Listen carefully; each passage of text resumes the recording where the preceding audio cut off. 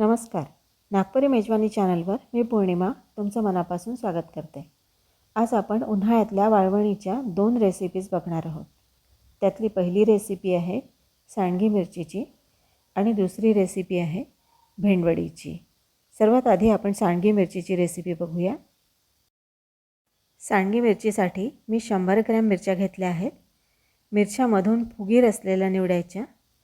मिरचीला उभा काप देऊन मिरचीचं सगळं बी काढून घ्यायचं आणि मिरची अशी पोकळ करून घ्यायची.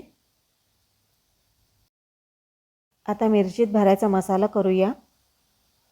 त्यासाठी 1 वाटी धण्याची पूड घ्यायची आहे. चमचाभर जिऱ्याची पावडर घ्यायची आहे. चमचाभर मेथीची पावडर घ्यायची आहे. अर्धा चमचा एवढा हिंग घालायचा. थोडंसं मिरचीचं बी घालायचं आणि 1 टेबलस्पून एवढं मीठ घालायचं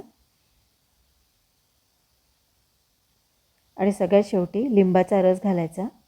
हा एका मोठ्या लिंबाचा रस मी घेतलेला आहे.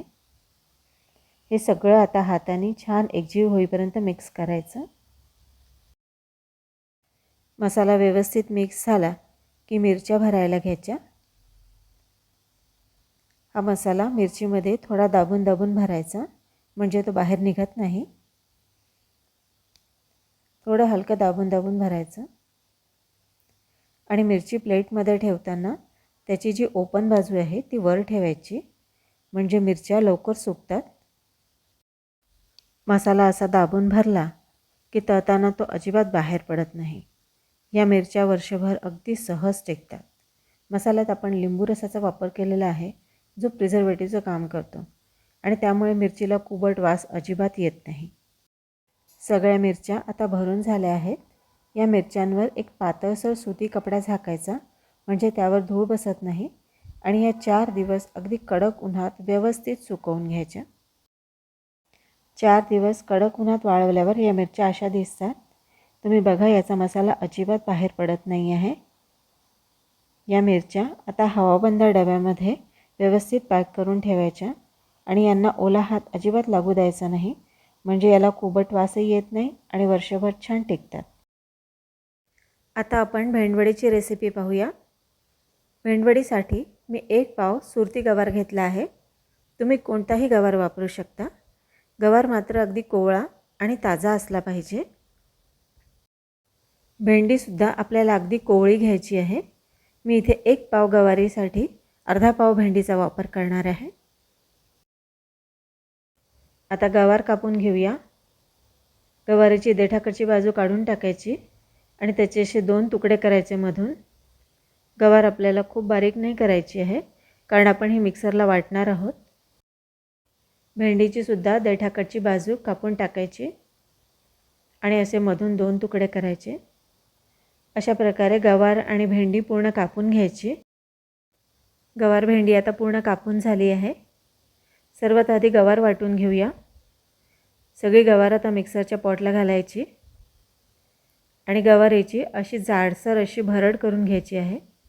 ही बारीक अजिबात वाटायची नाही, अशी जाडसरच ठेवायची. आता हे एका भांड्यात काढून घ्यायचं. आता आपल्याला भेंडी वाटून घ्यायची आहे. सगळी भेंडी मिक्सरच्या पॉटला घालायची आणि 4-5 मिरच्या आपण कापून घालणार आहोत यात. भेंडीसुद्धा आपण अशी जाडसरच वाटून घेतलेली आहे. ती आता पातेल्यात काढून घ्यायची.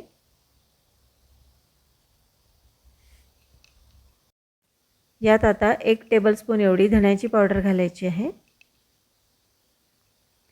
1 टेबलस्पून तीळ घालायचे आहेत.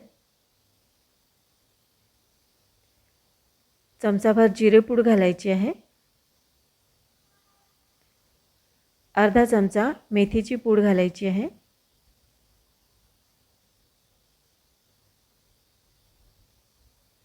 अर्धा टेबलस्पून एवढं मीठ घालायचं आहे. हे सगळं आता हाताने एकजीव होईपर्यंत छान मिक्स करायचं. भेंडी थोडी चिकट असते त्यामुळे याला थोडं जोर लावून मिक्स करावं लागतं. आता हे छान मिक्स होत आलेलं आहे.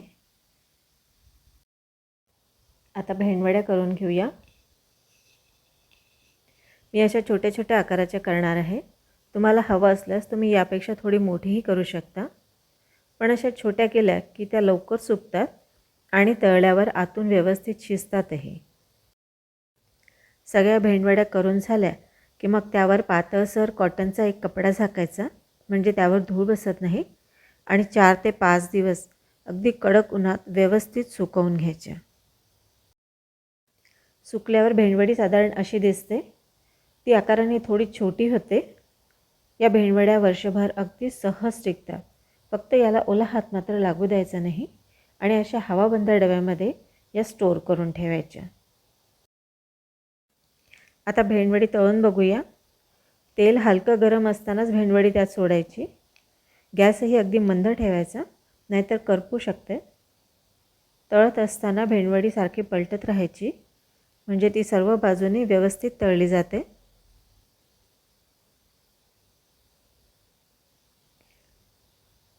आता ही छान तळली गेली आहे. काढून घेऊया. सांडगी मिरची पण आता तळून बघूया. सांडगी मिरचीसुद्धा अशी पलटवत राहायची, नाहीतर ती करपू शकते. अगदी मंद आचेवरच आपल्याला तळायची आहे, नाहीतर ती वरून करपते आणि आतून कच्ची राहते. आता ही झाली आहे. काढून घेऊया. भेंडवडी, सांडगी मिरची आपण वरण भातासोबत, मुगाच्या खिचडीसोबत किंवा दाल खिचडीसोबत एन्जॉय करू शकतो. उन्हाळ्याच्या दिवसात जेव्हा भाज्या खाण्याचा कंटाळा येतो, तेव्हा अशा प्रकारे भेंडवडी, सांडगी मिरची तुम्ही करून बघा. रेसिपी जर आवडली तर लाईक, शेअर, कॉमेंट करायला विसरू नका.